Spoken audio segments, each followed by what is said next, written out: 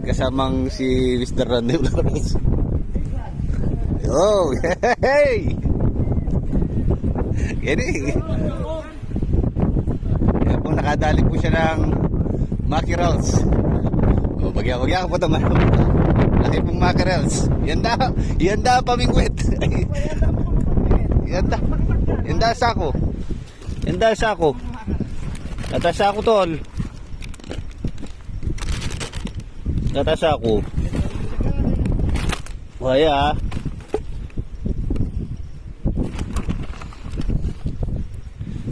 Wala tang luna ng kanini.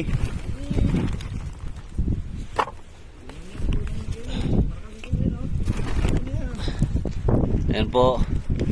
Nakakuha po siya ng isang malaking pating. Ayan o, mackerel. Si Mr. Badji muli. Ayan po, napaganda po ng mackerel.